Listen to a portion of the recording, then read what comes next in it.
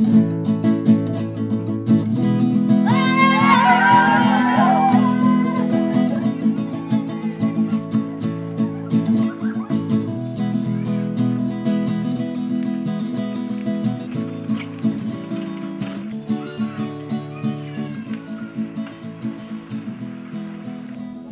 bienvenidos a Solaguna. ¿Y con guas? Antes aquí había muchos pavos, es por eso que Solaguna significa pavo en la laguna. Nosotros vivimos aquí en medio de la selva. Se dice vivimos aquí en la reserva de la biosfera. ¿En una qué? Las reservas de la biosfera son sitios que protegen árboles, plantas y animales que se encuentran en peligro de extinción por la actividad del humano, como la caza, la contaminación, la tala de árboles y el crecimiento de población. Estamos en una de las 563 reservas del mundo que se fundó en 1989. Como vivimos en una reserva, cuidamos a los animales. Para saber más, nos dirigimos al núcleo de la reserva para hablar con Nicolás, del proyecto de turismo ambiental Valentín. Pero antes, una parada por el Centro de Comunicación para el Conocimiento Científico y la Cultura de Campeche. Ahí aprendimos sobre nuestra reserva y cómo protege a los animales y árboles en peligro de extinción de la selva, como el tucán, el tapir, el jaguar, el mono zaraguato, entre otros. Bueno, vamos a hablar un poco sobre el árbol de chicle o el Manicara zapota, que es este.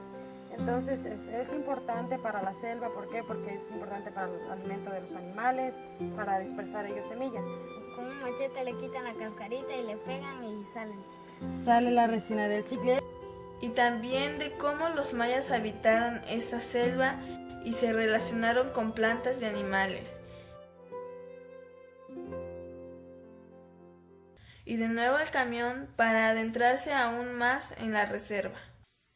Cuando uno quiere observar animales debe ir en grupos pequeños para no hacer demasiado ruido y que los animales no se asusten.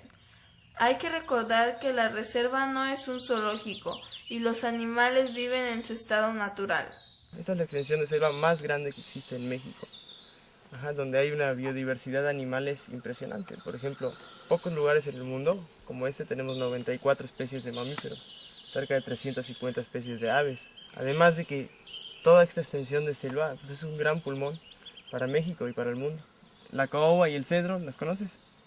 Que son maderas muy preciosas, no solo en México, tienen un valor muy alto en todo el mundo. Y esas maderas pues, entraban antes a la selva y sacaban muchísimas y muchísimas, y ahora es muy difícil encontrarlas. Caoba, cedro, el zapote, que es madera muy dura, que es la que más se está sacando ahora. Son especies que están protegidas, pero pues aún así hay que cuidarlas mucho para que no se nos vayan a acabar.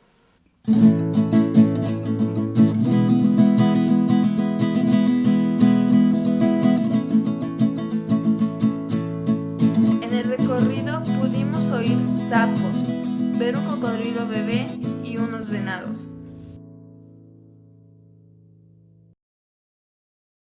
Belenan, Mayatán, Hueye, Chenopit, Paten. Russell sí habla maya, pero los otros niños no, porque somos hijos de migrantes. Mira cómo era antes, todos sus adornos. Y ahora ya se está cayendo, se está rompiendo. Calakmul fue una ciudad muy importante. Su nombre original fue Oxtetún, que significaba 3 piedras. También fue conocido como el reino de las serpientes. Pero si queremos conocer más allá del libro, vamos a Calakmul. Calakmul es un enorme sitio arqueológico en medio de la reserva. A nuestra llegada, el guía nos recibe para hablarnos de los antiguos mayas. En el trayecto, un grupo de monos gritaron muy fuerte y el guía nos dijo que anunciaban la lluvia. ¿Y qué creen? ¡Ahora sí nos agarró la lluvia! Después de una mojada, continuamos el recorrido. Subir las pirámides es cansado pero divertido.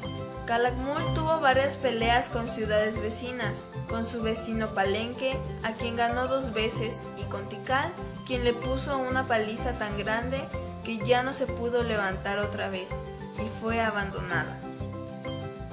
La ciudad desapareció bajo la selva hasta que un día en el año 1931 Cyrus Lundell la redescubrió.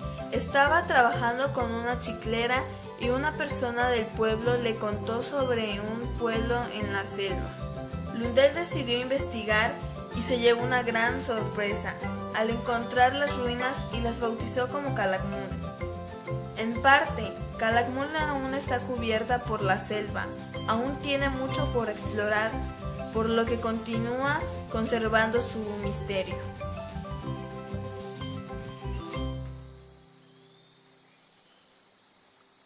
Miren los ojos, una nariz, una boca. ¿Y con guas? A Solaguna llegaron un campamento chiclero, que son la gente que extrae la resina de los árboles del chico zapote. Esto fue alrededor del año de 1910. Para saber más de la historia de nuestra comunidad, yo les voy a presentar a Omar, que es el director del Museo Comunitario. ¡Vamos!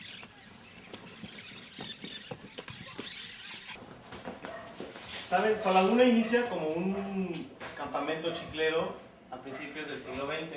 Después, en 1947, llegan unas personas que fueron mandadas de un pueblo del norte de la península de Yucatán llamado Colonia Yucatán, y los mandan en búsqueda de las caobas y muchos otros árboles de aquí, y deciden instalar un pequeño aserradero para empezar a explotar la madera. El aserradero va agarrando auge, lo hacen más grande, y conforme va pasando el tiempo va llegando más gente hasta que hay un punto donde la extracción de maderas era tan grande como lo que tenemos en las fotos. Maderas de 40 metros de alto, de 2 metros cachito de diámetro. Pasó lo que tenía que suceder, se empezó a acabar la madera, fue declinando el periodo de auge de Solaguna. Platícanos la historia de las mujeres polacas. Las mujeres polacas llegan, no nada más ellas, llegan con algunas parejas, y son inmigrantes que venían de la Segunda Guerra Mundial tras haber sido perseguidos por los nazis a unos campamentos a Guanajuato. De alguna manera se contactan con la empresa y los traen a trabajar, y al llegar aquí y ver la situación de la construcción de las casas y el desarrollo del pueblo, y se involucran en la vida cotidiana del pueblo, ¿no? Una de las características de nuestra comunidad son las casas, lo cual se debe a las mujeres polacas que habitaron aquí. Pero solo en parte. Los modelos originales fueron las casas modelos creadas por la empresa para sus trabajadores, que fueron adaptadas un poco por los polacos que llegaron aquí, y los migrantes que llegaron después las copiaron. Claro que también tenemos algunas casas como las de la tradición maya y una iglesia que perdió su torre en un huracán. Esta es la laguna de Solaguna, donde la empresa maderera utilizaba para humedecer los troncos. Estas son las ruinas del aserradero. El aserradero fue fundado por una empresa yucateca de judíos por el año de 1957. La empresa talaba, procesaba y transportaba las maderas preciosas a otros países. Era una empresa muy grande y los trabajadores todos vivían en Solaguna. ¿Y con guas? Conguas era un campamento chiclero en medio de la selva, pero ahora terminemos de hablar de Solaguna. La empresa construyó un hospital que se quemó. También había cine y jugaban béisbol. Después de unos años, a la empresa le prohibieron talar más árboles y la fábrica se cerró.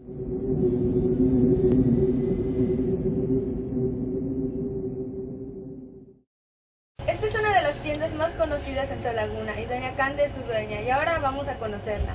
Doña Cande, Doña Candelaria, ¿qué era Solaguna antes de ser un pueblo? Era un campamento chiclero, pero pues ya después se puso el aserradero, donde salió mucha madera para exportar, mucha madera preciosa, caoba y cedro. Había mucha gente que trabajaba y ganaba pues mucho dinero. Y teníamos mucha comida, mucha fruta, verdura. Había todo eso y ahorita pues ya no hay. Dicen que usted creó el traje típico de Solaguna. ¿Podría contarnos la historia? Bueno, trabajé en el DIF y allí se pedía una señorita Calakmul. Yo me gané un viaje a Acapulco y necesitaba llevar el traje típico de mi lugar. Y ya le puse a la blusa la pirámide de Calakmul, le puse el chicle, le puse el pavo, todo eso, el venado. Ajá, y ya, cuando se pasó el traje de Calakmul. Muchas gracias, doña Candelaria, por contarnos todo esto. Estamos en Congas y esa es la entrada de la reserva. Al fin estamos en Conguas.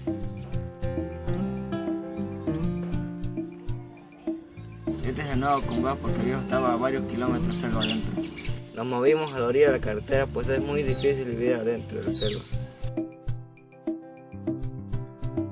Hoy Conguas y Solaguna quedan a 50 minutos en auto. Y los niños de ambas comunidades vivimos en la reserva de la biosfera. Sabemos que la selva es importante, no solo para nosotros, sino para todo el planeta y los niños queremos cuidarla.